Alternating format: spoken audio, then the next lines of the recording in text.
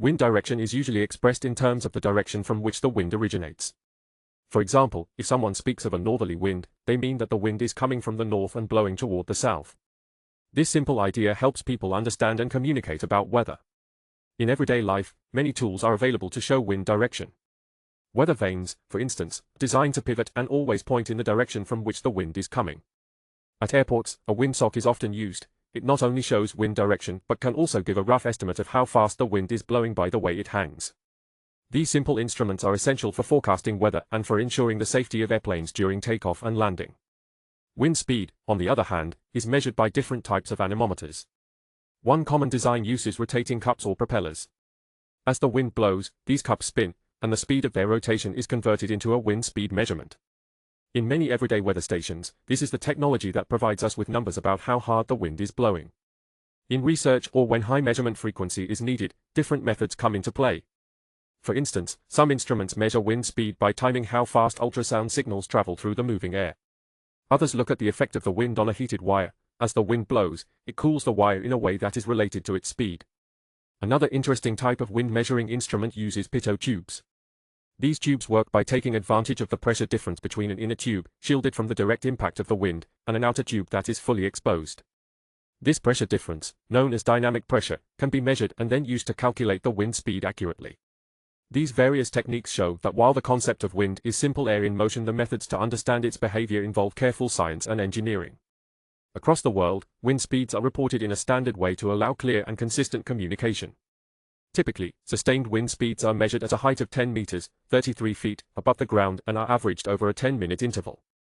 However, practices vary.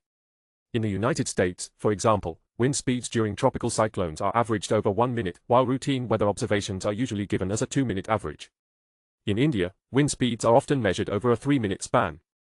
Understanding how long the wind is sampled is important because a 1-minute average wind speed is generally about 14% higher than a 10-minute average. In addition to sustained winds, meteorologists pay attention to short bursts of strong wind called wind gusts. A gust is typically defined as a temporary increase in wind speed that exceeds the lowest recorded wind speed over a 10-minute interval by at least 10 knots, 19 km per hour or 12 miles per hour, for a few seconds. When this increase lasts for 1 minute or more, it is often referred to as a squall, and these events can be important when planning for safety during storms and severe weather conditions. Measuring winds at low levels close to the ground is only one part of meteorology. To understand the atmosphere better, scientists also need to measure winds aloft. One common method is to use radio sounds. These are small devices attached to weather balloons that collect data as they rise through the atmosphere. The wind speed for these instruments can be determined by devices such as GPS, through radio navigation means, or by using radar to track the probe's movement. Sometimes, even the movement of the weather balloon itself is tracked from the ground using precise optical devices called theodolites. Remote sensing techniques have also advanced our ability to measure wind. Instruments such as SODA, Doppler lidars, and radars measure the Doppler shift of electromagnetic radiation, which is the change in frequency caused by the movement of air molecules or suspended particles. Additionally, radiometers and radars are used to measure the roughness of the ocean surface from space or from airplanes. This surface roughness can be directly related to the wind speed just above the sea.